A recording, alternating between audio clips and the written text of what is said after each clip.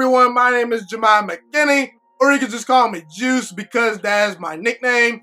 Let me discuss the elephant in the room right now, and that elephant in the room is Jalen Hurts, Howie Roseman, and the Philadelphia Eagles. Now, I firmly believe that the Philadelphia Eagles overall did not have a great draft. I felt Jalen Reagor was a little bit overdrafted. I would have taken Denzel Mims or Justin Jefferson or maybe another wide receiver. I think that Jalen Reagor is going to be a good player, but I see him at max being a very good number 2, okay? A high-end number 2. I think that with Alshon Jeffrey declining and getting a little bit older, the same thing with Deshaun Jackson, who's been injured a little bit the last couple of years, I believe that the Philadelphia Eagles need to select a wide receiver that could eventually be wide receiver 1 for the future for Carson Wentz. We'll see what Jalen Reagor does, but overall, I wasn't really feeling the Philadelphia Eagles draft. I felt that they did not get a whole lot of great value for their picks. And overall, I felt that the teams in their division, the Redskins, the Giants,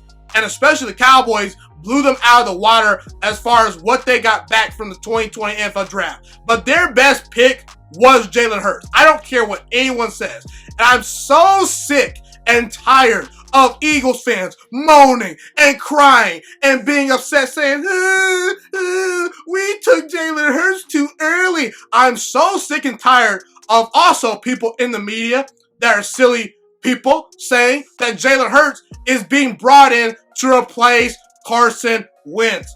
All the things being said about Jalen Hurts are just false, and I am here to refute all those things today. Bear with me, Philadelphia Eagles fans. Now, the reason why I like the Jalen Hurts pick a lot is because it is pretty obvious that the Philadelphia Eagles needed a backup quarterback. Do you want to know why the Philadelphia Eagles won their first and only Super Bowl a couple years ago versus the Patriots? The reason why is because they had a great backup quarterback, and his name was Nick Foles. Carson Wentz goes down, Nick Foles steps in, the Eagles don't look back, they actually win a Super Bowl. We saw this past year when Carson Wentz got injured in the playoffs, they had Josh McCown as their backup quarterback. What happened? They lost. So, backup quarterback addressed, okay? And honestly, I think that Jalen Hurts is a better quarterback than people are willing to give him credit for. He was actually, believe it or not, the third most accurate down the field quarterback last year in college football on throws of 20 plus yards down the field. He was right behind Joe Burrow. The guy has experience. He's got some wheels to him. He's a very good mobile quarterback. He's played in 58 college games, so experience is not an issue. I think he's a better thrower of the football than people realize, and he's able to make plays off schedule. And I know some Eagles fans wanted other things to be addressed during this draft, specifically at that pick right there. But the Eagles in the offseason, they addressed the cornerback position by signing Nicole Roby-Coleman, by signing Darius Slay. They addressed the wide receiver position. They drafted Jalen Reagor. They traded for Marquise Goodwin. They drafted John Hightower. They're going to be much healthier at the wide receiver position this year. Malcolm Jenkins out. Kavon Wallace in. The safety from Clemson. And this whole narrative that Jalen Hurts was overdrafted because he was a second-round pick is totally false. It's fool's gold, guys. Listen. Okay, let's look at the first-round quarterbacks that were taken. Joe Burrow, Tua, Justin Herbert, and Jordan Love. Okay? Those are 4 quarterbacks. After those 4 quarterbacks, Jacob Eason and Jalen Hurts, to me, were the next available quarterbacks that were the best guys, in my opinion. I did not believe in Jake Fromm. Okay? So, I'm glad you guys didn't pick Jake Fromm. But, when you're looking at quarterbacks, if you have a guy that you like, you cannot wait around. And when it's close, because I'm going to tell you something right now. I know Jacob Eason went much later in the draft, but when it's a close call between those guys, you just have to pull the trigger when you can on a quarterback. Everyone bashed the New York Football Giants last year for taking Daniel Jones, number 6 overall. I was one of those people, and I felt they could have got him at number 17 overall. And guess what? That was actually not true. The Miami Dolphins wanted Daniel Jones. The Washington Redskins wanted Daniel Jones. The Denver Broncos, they had high interest in Daniel Jones. All those teams were ahead of the Giants, who were sitting at number 17 in the draft at the time. And guess what? Daniel Jones would have not made it to number 17 overall. And also, I believe that Jalen Hurts can be Taysom Hill plus to this offense. First of all, he's a much better thrower of the football than Taysom Hill ever is going to be. Do you guys realize that Jalen Hurts was second in the Heisman Trophy voting this past year behind Joe Burrow? He was ahead of Justin Fields. He was ahead of some other very good candidates.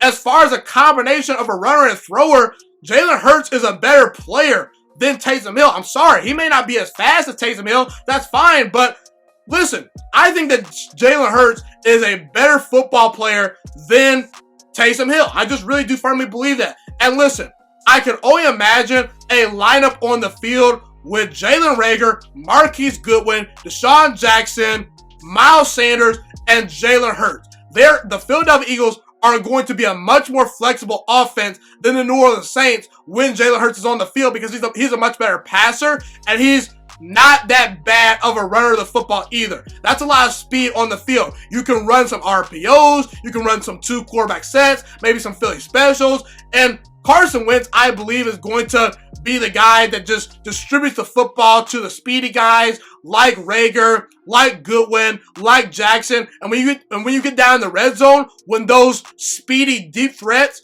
are going to kind of be a little bit more covered because it's a lot more of a smaller space in the red zone, that's when you bring in Jalen Hurts to be creative. So, listen, the Philadelphia Eagles, they have a solid offensive line. Even though Brandon Brooks is injured, they're going to have to find a replacement for him. But it's a pretty decent offensive line when healthy. Carson Wentz is a great quarterback. Miles Sanders is a great running back.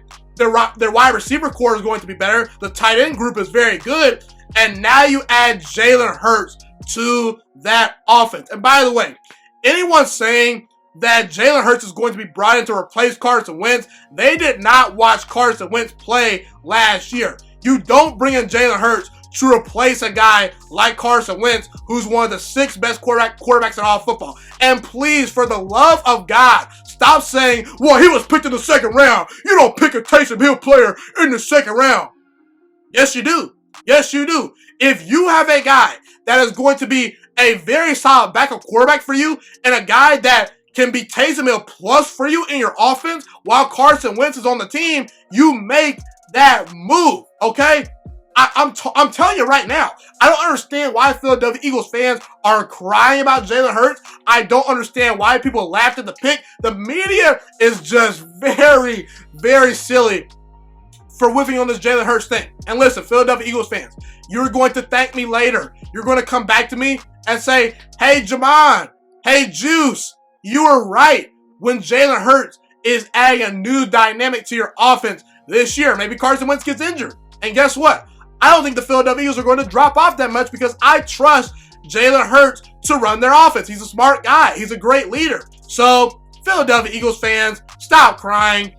And all you people saying that Jalen Hurts is going to replace Carson Wentz, let me tell you something right now. You are just flat out wrong. Point blank, period. Thank you so much for watching this video today. Please also note that the Juice Alert Sports Podcast is not just a YouTube channel. It is available on all podcasting platforms, including Spotify, Google Podcasts, iTunes, and Apple Podcasts. Also, if you enjoyed this video, be sure to like, comment, subscribe, and share this content with all your friends. This podcast is my favorite thing in the entire world right now. It is my passion. And I want more people to listen to this podcast. I really want this podcast to grow. Also, a fun fact about me is that I want to go into the sports broadcasting and media world once I graduate from the University of Toledo, a college in Northern Ohio. I currently am a freshman there right now. I am looking to become one of the next great sports broadcasters and analysts out in the world. And I potentially would like to start my own network if this podcast really truly grows. Or if I fall short of that goal, I would love to work for a big time network like ESPN or Fox Sports 1. I am open to all networks. So if you believe in my dreams and you see or hear my passion through the screen, be sure to tell all your friends about the Juice Alert Sports Podcast. Stay motivated, you guys. Have a God bless day, and I'm out.